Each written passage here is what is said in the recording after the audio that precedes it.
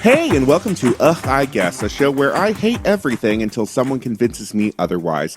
I'm Lex Basile Price, and I think the next Wash Your Legs discourse needs to be about belly buttons.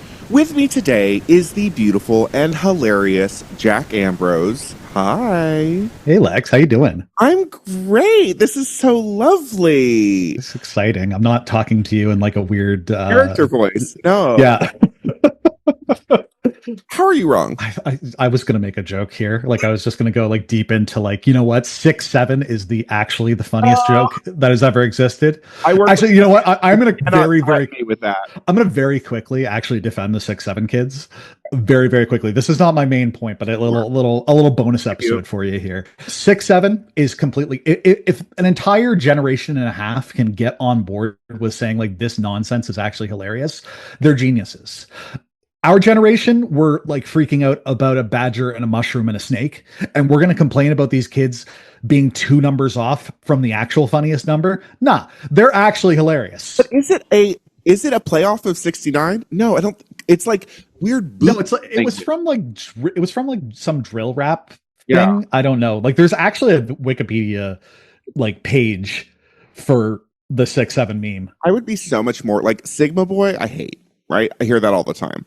Yeah. At least it kind of means something. The fact that 6'7" means nothing, or like it's just that like we do it in a funny way. Yeah, it's for me, it's like literally they have decided like this means nothing, but we are all going to agree as a cohort to agree that this is hilarious. There's something noble about it. Sure. Much like my actual point, there is something noble about professional wrestling as an art form. It does not get enough love and it deserves more. I thought you might bring this today. Is that because I'm literally coming to you as my wrestling persona today? Yes. So for the listeners that have like picked up on the familiarity, Jack and I have been in a long running queer D&D group that is international. Which I was going to say spans many countries, spans at least 3 countries. I'm up here in Canada. It spanned many characters. There's been different campaigns. Little Huck Fleetfoot, Huckleberry Fleetfoot. Jack has put up with all of my insufferable characters, except weirdly, you did miss out on my most insufferable character. That is the one that walks all the planes. Has become part of each campaign that we do. So there is somebody more insufferable than the lady? Yeah. Oh, his name is Davros. Oh, no, I've heard of Davros. That's right. Yes. But, which in some ways, the lady, what an excellent wrestling character that would be. Oh my God. And just like, friendship. I kind of just like slotted into being the lady's hype man, which is like... Not dissimilar from what I do in professional wrestling. So like I am, and for anybody who's seeing like any sort of clips that you might make of this, I am not a professional wrestling body. What I do primarily is I'm a ring announcer. So I am, the following contest is scheduled for one fall. Sunday, someday. Yeah, exactly. Right. So hyping up and doing all those sorts of things is sort of what I do. I don't get physical in the ring yet. There may come a day because at any point in time, there's a chance that somebody is taking a bump. To your back. Kind of similar to like other forms of live theater, live art. And that's really like what I would say wrestling is. I think it gets like too much of a bad rap as being sort of lowbrow, as being sort of it's underappreciated in that way because like you look at it and like surprise that like yes I'm Canadian but like Lex mentioning that we're in a queer D&D group. I'm not a huge fan of like who's in power in the States right now, like just in general. Really? Yeah, shockingly. You don't like Stephen Miller? What a little creep. But like, here's the thing. Like, the thing that drives me personally crazy is like, you look at like, I think it was the DNC last year, possibly APAC, and even like the Charlie Kirk funeral thing. People like deriding it as being wrestling-esque, pro wrestling-esque. Take away like absolutely all of their like everything that they are doing in terms of like their content, right? Like take out the content, just look purely at the spectacle of it. That's fun. It's fun. It's cool. Like, and like that is just getting to the absolute sort of upper end of things, not even the things that I get into. I'm in a little independent art. Professional wrestling is so much and so many different things that for a person to say that professional wrestling is bad because it is professional wrestling is undercutting, like, I'm sorry, it's undercutting drag, it's undercutting Shakespeare, it's undercutting comic book heroes, romance, high slapstick comedy, like gory horror flicks. It has everything. It has something for everybody, and it's out there. It's just a genre that's underappreciated. I think in some ways too, like at least our generation grew up with wrestling almost. There was a weirdly like a weird association with like what conservative America liked, and that was wrestling in a way that like PC culture was not for. And I think that that's wrong in the sense that like as you were saying, wrestling is about costume, is about drama, is about a soap opera, is about drag persona in a lot of ways. And there is like glitz and glamour, but I think for some reason it got put in the, and maybe that's its association, at least in the States, with like the South. And there's like a, So, but like, here's the interesting thing about that. And like, it certainly does have a huge, like, a huge association with the South. Like really, like and I can give you like the 10-cent sort of history of professional wrestling. Like it kind of goes back to, it actually kind of goes back into in its like earliest forms into France actually, of like staged legitimate wrestling with high concept gimmicks that are traditionally sort of famously linked to like the traveling circus, but like it became popular in the States, particularly, and sort of the Western world in general, particularly with the advent of television. So it was like the first television stars were actually professional wrestlers, and they were professional wrestling heels who were playing primarily up on, and like not a whole lot has changed in a lot of ways, but primarily upon like GI's sort of revulsion to traditionally sort of queer, effeminate things. So there was a wrestler, very famously, a fellow named Gorgeous George, and Gorgeous George had curled hairs. Yeah, he's famous. Like he had curled bleached blonde hair. He had these douse his opponent in perfume before they would wrestle, and would cheat to win and all that sort of stuff. Like he very much played up the character of being this effeminate man who was like everything that you weren't supposed to be, but then was successful, was vicious and gruesome in the ring as well.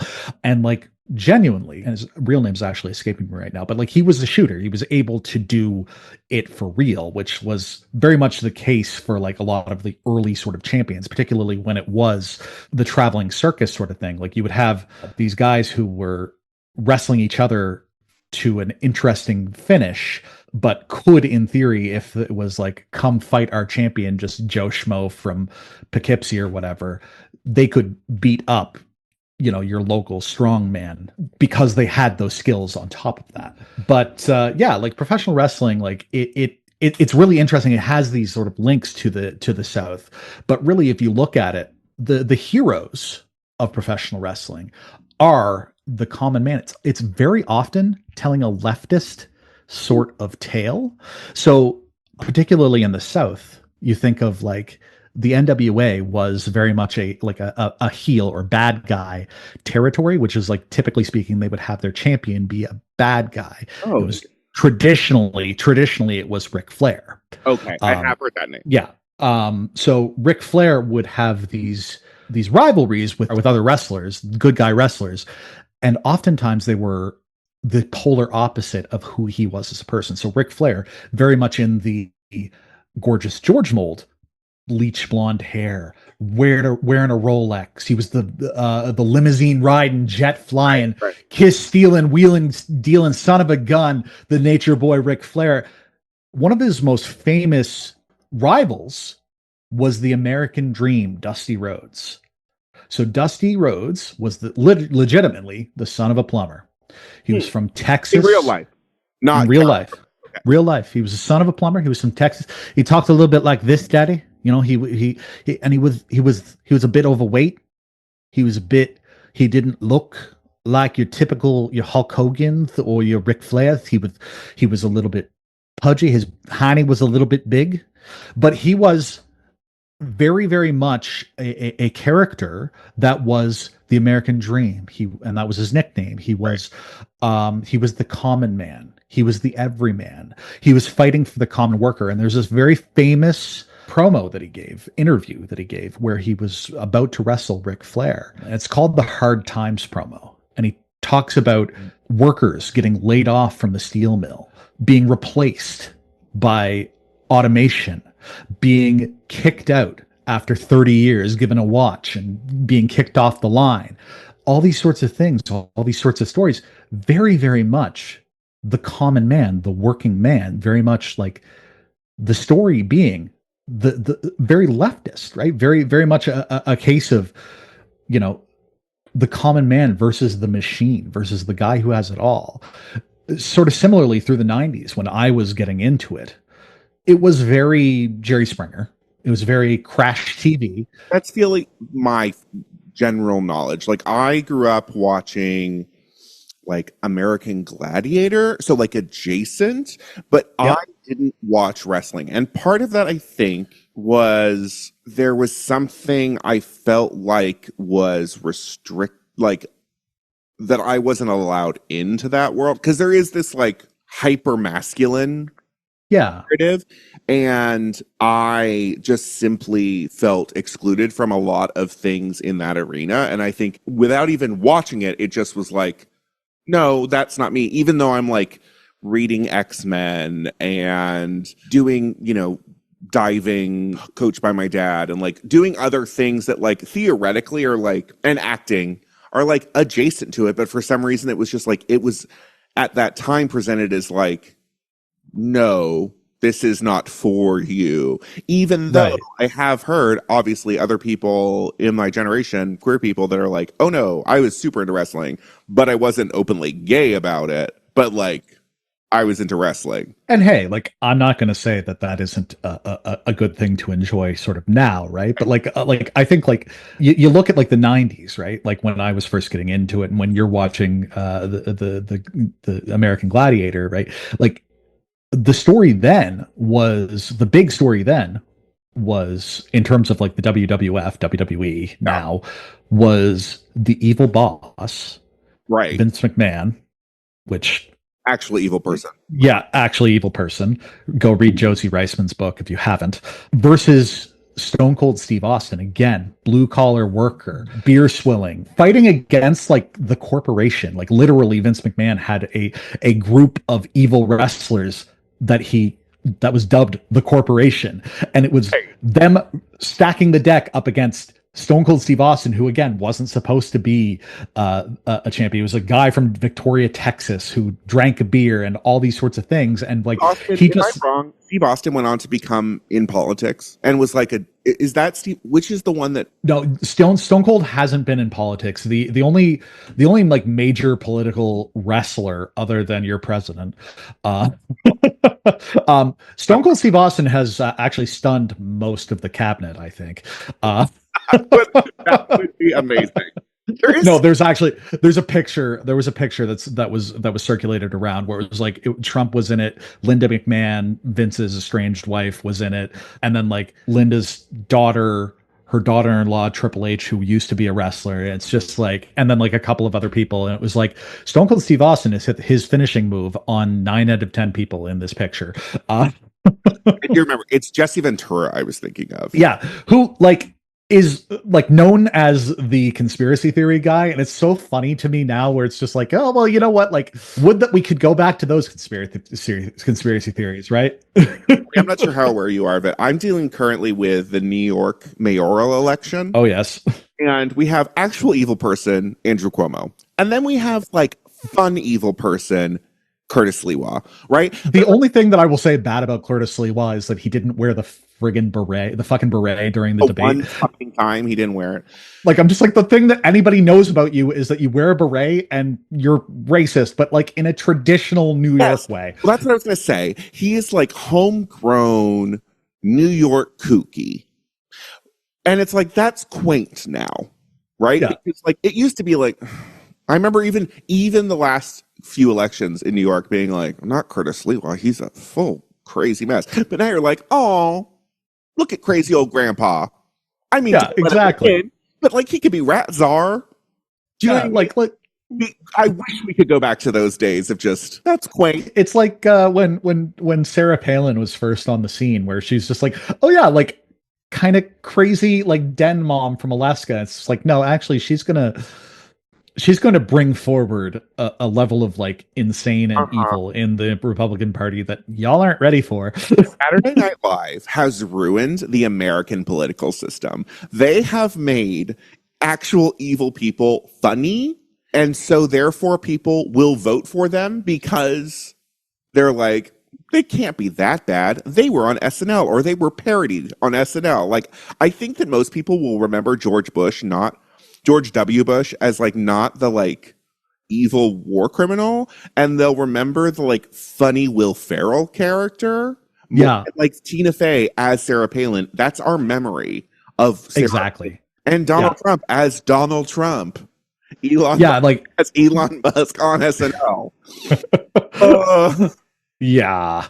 Anyhow, yeah, the point is though is that like it's so often it is a story of like, and it's so funny that you have these people, they're essentially casting themselves as the villain, but it's like working themselves into being in a situation where they're their business is going forward by people like genuinely disliking them, and recognizing that like the opposition to how they actually are in person, like it is the good guy. Like Stone Cold Steve Austin was fighting against an evil corporation as a common working man. Like the one thing that I would like to have seen differently was for him to be effectively organizing and unionizing, right? But like, like it was the 90s, yeah, it's the 90s. He was still getting paid by them. Yeah, Like, he was we just, weren't as aware of like needing to do that. We're like, oh, people will get it. People yeah, smart enough, they'll get it. No. exactly.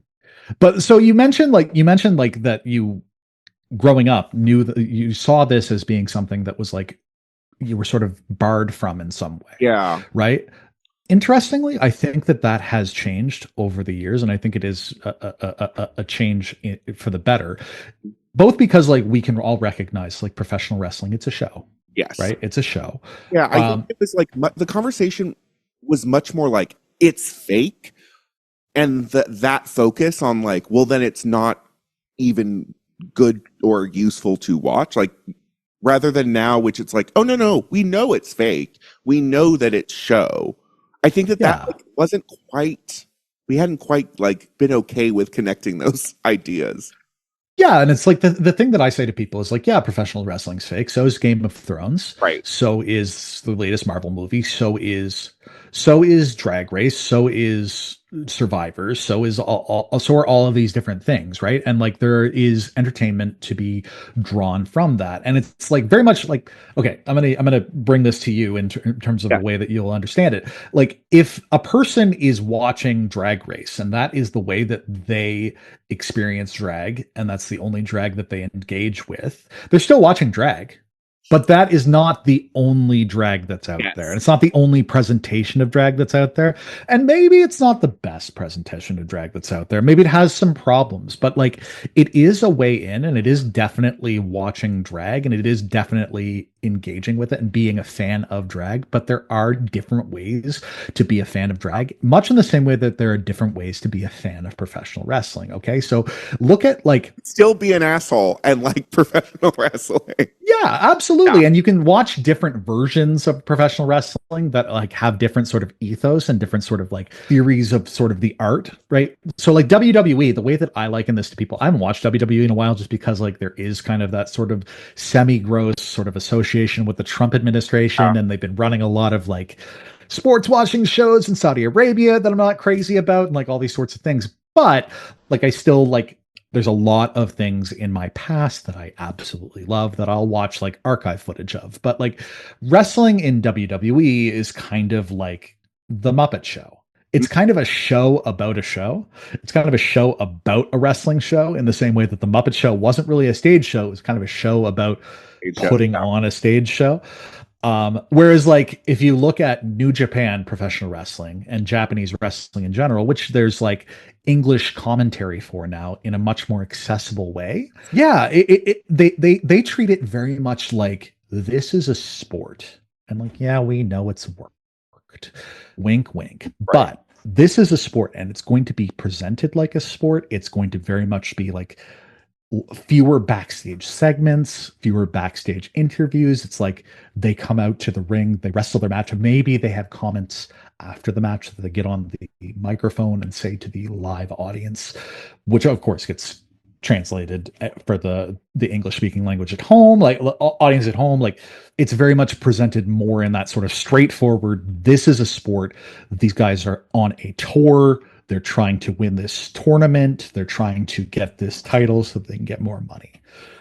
There's different variations even from there where like you get like sort of smaller companies. Like literally the Insane Clown Posse has a professional wrestling outfit called Juggalo Championship Wrestling. Hell yeah. They're chucking that Fago and you're goddamn right on wrestling, of course. Because yeah, Juggalo Nation is also drag. Yeah, absolutely. Absolutely. It's just presentation of like gender and identity. But like there's the Juggalos have their own wrestling. There's Game Changer Wrestling, which tends to be a little bit kind of damn right. I wish. God damn, that would be beautiful. There's definitely going to be, Samurai, if you're listening, there's definitely going to be a Game Changer that's it ends up being a professional wrestling. Didn't they do it? I haven't watched much Thousandaires, but I think that there was a Thousandaires episode where they put on a wrestling show. But like, P.S. Like, if for anybody who's listening who is a subscriber to Dropout, and anybody who is listening who isn't a subscriber to Dropout, subscribe to Dropout because it's fucking beautiful. But Jess Ross did a Smarty Pants. Yes. A Smarty Pants Society presentation on professional wrestling is drag, and I could just repeat what she said. Right. It would be perfect. But like there's different like versions of professional wrestling. Like I said, like there's different sort of like comic book heroes, like romance, like high slapstick comedy, like gory action, gory horror. Like there's all sorts of different things. Like what I typically will watch other than what I do locally is All Elite Wrestling, which is sort of like the number 2 company to WWE I one. think being friends with you has started serving my TikTok algorithm with AEW because it knows that I might want to see a beefy boy being a little bit of a fool. Absolutely.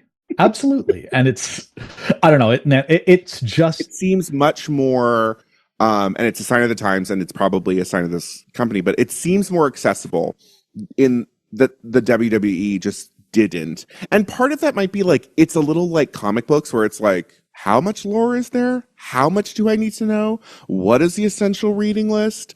And maybe because AEW is newer, there's less of that. Yeah.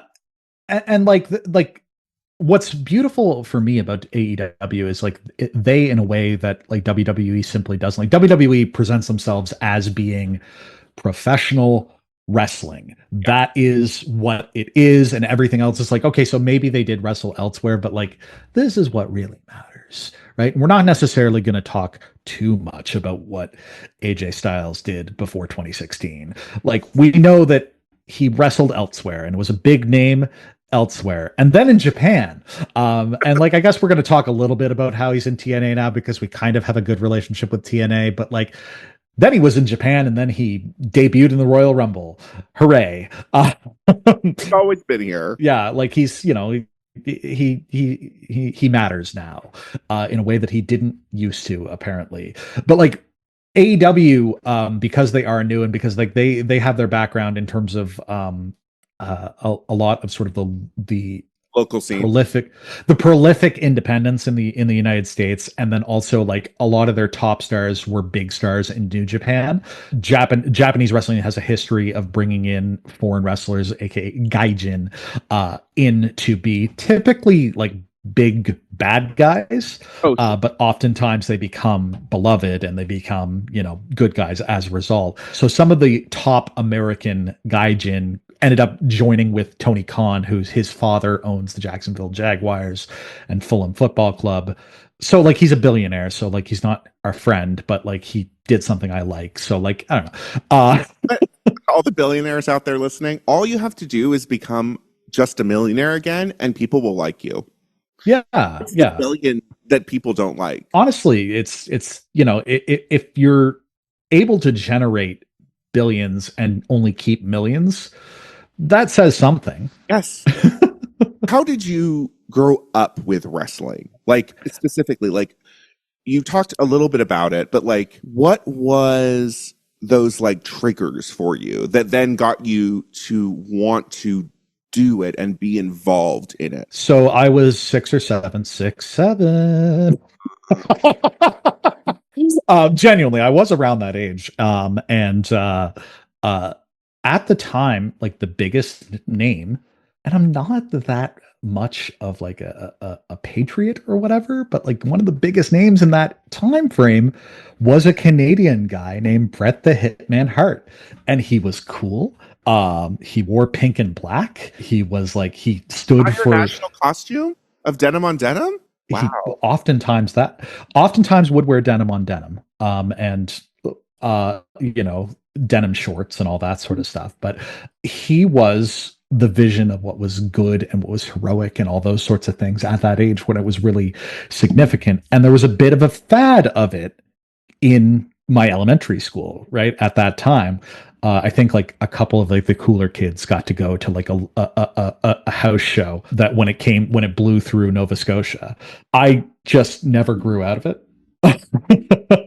I don't know, like there was just something that connected me to it, where it's kind of like fast food in Okay. that like it's it's oftentimes like okay, and it's like maybe not the best thing, but that moment where it is what Really you good. want, Hmm. it transcends it transcends the best, like your average HBO drama episode of an HBO drama is probably going to be better than your average wrestling show, but When it hits, your top tier wrestling show is going to so far surpass the top tier HBO or prestige drama for me anyhow, that it's just like those moments, like when they click in, it just absolutely, I don't know, it just touches something like primordial in me of just like that moment. So I grew up like loving it, and kind of like it was also kind of like very very niche. Like there's not a lot of wrestling fans like in the wild, and you don't really run into them that often. So you see Right. somebody wearing an NWO shirt, or like an Austin 316 shirt, or like a dear sweet friend of mine, when I first met him in my first year of university, like made just like a sideways reference to like Sweet Chin Music, and I was just like, was that a Shawn Michaels reference? You're basically like hanky coding, code switching, Right. dropping hints to be like, oh, they picking it. Oh, Exactly. And like genuinely, like a couple of my like dearest, closest friends have been just like guys that like in the case of this one dear sweet friend Luke, like he literally was just like, oh, you're a wrestling fan? Like in our first week at university, like calls me into his dorm room and just like hands me a bunch of DVDs, and like we traded DVDs back and forth, and just like, I don't know, it's been 20 years now, like and then like another friend of mine just like, again, like just like we had like been friends on wrestling Twitter back in the day. And then like we're in a class together. It's just like, I know you from, yeah. Do you want to come watch Raw? okay. That statement you just made, clipped out of context of I know you from somewhere, we saw each other, want to come watch Raw, is a different Oh, it sentence, whatever. You can place that into multiple things, which I was going to say. It feels like there's not a lot and of difference between drag, wrestling, and porn in the sense of like the names are silly. Sometimes they're puns. Sometimes you're like, what? Is that a reference to something? No, that's just their name. yeah, yeah. I Yeah. mean, I talked about the American Dream Dusty Rhodes earlier. Like, Was it with an H? Did we yeah, name it? Okay, because I don't. Rhodes. Yeah, That's what I like. and I do not like when we give names that are like, okay, but no one is named Rhodes like a street. Come on. yeah. Okay, and so funny story. Dusty Rhodes, right? He was in the WWE for a short period of time. He was kind of more known for the NWA, which is kind of the Southern wrestling group. He came up to New York to WWE, worked for them for a little while, went back to the down south for business reasons. His eldest son comes to WWE, and I feel like you might know this because of like the queer connections. Oh, His eldest son is Gold Dust. okay. I have seen this person. Yeah. I Which is just I like. fascinating, I right? love the fact that the son of Dusty Rhodes is Gold Dust. Like, oh, we found some gold in the. And then Dusty's youngest son, different wife, different mother, is currently high profile WWE wrestler Cody Rhodes, I've heard that name as well. who was one of the wrestlers who was in New Japan, who came over and helped form AEW with Tony Khan. Having this conversation has brought back memories that I didn't really think I had, or like I knew that this was something. So I used to, growing up in Orange County, I used to force the neighborhood kids in my little condo community we had like in the parking bay area, there was one little patch of grass. Right. I used to write scripts and force them to act out fighting scenes that were fully scripted.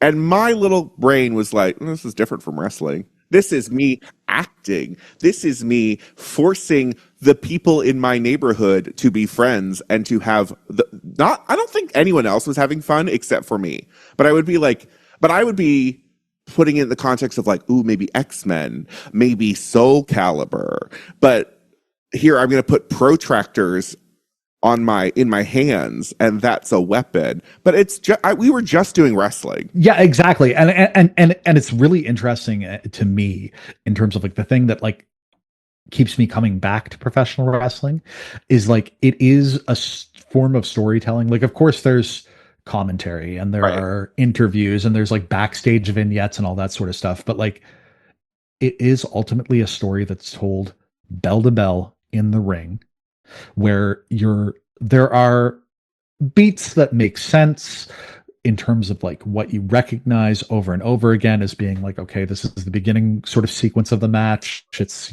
this is a middle sequence. Oh, the bad guys on top, the good guys fighting up from the bottom. There's a moment of hope. It's all those sorts of, but it's told entirely with physicality. It's told entirely with the way that they are emoting. It's told without dialogue for the most part. It's told without exposition for the most part. It's just a different form of storytelling that you don't really see elsewhere. And it's something that I find so fascinating and beautiful in a way that I think gets undersold, because professional wrestling is like that weird thing for hicks or whatever. Right. And I wonder, there's been a rise in actual plays, obviously, in the past 10 years. And in some ways, I would even put those two things as like connected two sides of the story, right? You've got because obviously when you're doing tabletop RPGs and stuff, it's a lot of storytelling, obviously. And you usually will have groups that are like, we want to do the battle. We want to do the like kooky antics storytelling. We want to do the drama. And wrestling, I know nothing about that. I know, right? Wrestling is kind of fitting. It's for those people that are like really into the almost really into the battle section of it. And like, yeah, you get some story, but you really want to do that battle.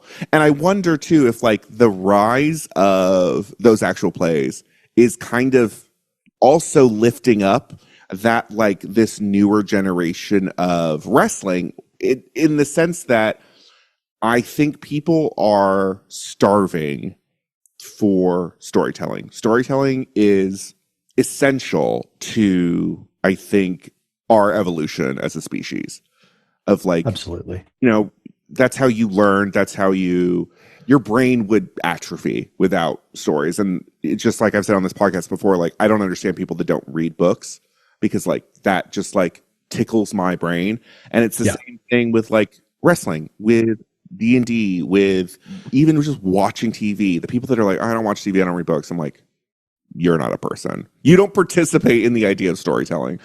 And I think I have gotten to a point with you in this conversation where like I can see it as not just this fake spectacle that's like empty, and there's actually like a cultural conversation about people and about like I can see it filling those like gaps in the cultural discourse in a really interesting way that I had never thought about before. I thought like, oh, either hot people doing hot things, spectacle, which is not that. That's nothing wrong with that. But it's like taking all those things and being like, oh wait, no, it's also this thing that I wasn't even thinking about, but fully is there, that doesn't even take that much convincing, because it's just like, oh yeah, you're going on and on. You probably saw my face a lot going like, huh, oh yeah.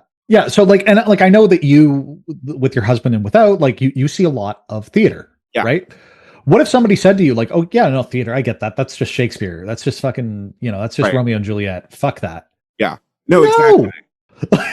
It's so much more. It's such a broad spectrum. And like, yeah, absolutely. There is Shakespeare. Theater can just be Romeo and Juliet. I hope it's not.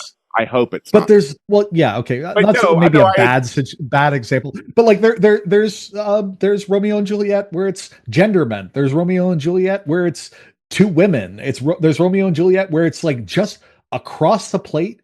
Everybody's in Elizabethan garb, all those sorts of things. There's Romeo and Juliet where it's in gangland Chicago. Like there's so many different Romeos and Juliets. Pop opera. Don't get me started. We can't go there. If you want to know about young Lex, check out Bear the Pop Opera. It is Romeo and Juliet set in a Catholic school about a gay relationship, and I dragged my mother to a production while we were in Chicago, and she liked it fine, but the thing she was most impressed by was there was no line for the women's restroom.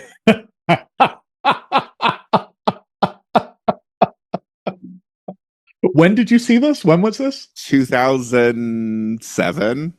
I feel like this changed. I feel like much like a professional wrestling show, that's changed. That has changed. This has been absolutely fabulous. I've been so much enjoyed just like watching you geek out about this. Where can our listeners find more from you? You can follow me on Instagram and I was about to say Newgrounds. That's not a thing. Oh, PUBG player. No, Instagram and Blue Sky at your pal Jack Ambrose. I don't know how many of your listeners are in the Atlantic Canadian region, but that's sort of where I primarily do my dirty business. And I've got a couple of shows coming up in December, which I'm pretty excited about. Also, what I'm going to do, just as a little treat for the audience, because I'm a listener to I guess I've only been bothering Lex about when I'm going to be on the show since he launched it. What I'm going to do is I've put together just a very short, and by very short, I mean it does run a couple of hours, but YouTube playlist of various wrestling matches that mean something to me, that I think are interesting in terms of their different types of wrestling from different eras of wrestling. Just take a watch of them whenever you are if you happen to be interested. I threw one on there that I'm actually in. You will send me the link. I will put it in the notes of this episode. Please check it out. I can't wait to. Yeah, and the last thing I would say is like wherever you are, there probably is wrestling nearby, and genuinely just go see a local show because like it's very similar to like I was saying earlier about Drag Race. Like if Drag Race is the only way that you engage with drag, that's fine. Absolutely enjoy that and enjoy it. But There's a whole there is world a out drag show. there. There's a drag show probably down the street. It's not going to be the same glitz and glamour as Drag Race You're might gonna have be. fun. You're having a great time, and it's going to be something different, and you're going to be able to engage with and sort of build community with your local sort of community at a local professional wrestling show in a way that you wouldn't necessarily be able to. Like, don't get me wrong, AEW comes to the Halifax, Halifax region. I'm there, but like I'm literally going to a show tomorrow in a brewery on a Sunday afternoon, just for the love of the game. Like it is so beautiful to get to see the local crowd and see like local people enjoying the shows. Yeah. Particularly like you see different types of crowds and different versions of wrestling crowds, like whether it's like a family friendly show where there are kids at their first show and they're seeing these like larger than life athletes and they're just enjoying like superheroes, and like I'm suddenly the coolest person in the world because like I'm in the ring in a suit and I'm presenting this to them, versus like a couple of like the other shows where like it's like there's weapons and there's like people going through tables and it's in a bar and half the crowd is drunk and they just want to see blood, and like I'm just like, let's go motherfuckers, as the presentation. Like I don't know, it's just I don't know, it's there's just something, it's performance and I fucking love it. Yeah, and if you love this show, you should rate, review, and subscribe. I don't pay for advertisements, and Don't give them 5 stars. No. Give them 6, 7. Oh, I hate it. I'm just trying to get the Gen Alphas in for Lex. Yeah, that's why I put my TikToks out at the time I do, right as they're hitting lunch and they get their phones back. Yeah, leave us a review. Let us know if you have a favorite wrestler. If you watch that compilation and you're like, this is now my life, please. You can rate my wrestling name. It's kind of Lex Icon. I think that's fun. Hey. Anyways, thank you so much again for being here, Jack. It's been an absolute pleasure. I absolutely loved it. I only wish that I had something else that I could talk to you for another hour about, because I mean, like, I guess we could just like start talking about like the complex relationship between Lyra and Huck. That's another time, listeners. It was complicated. Yeah, it's you almost killed me. So join us next time as we once again prove that my opinion is always correct about everything all the time.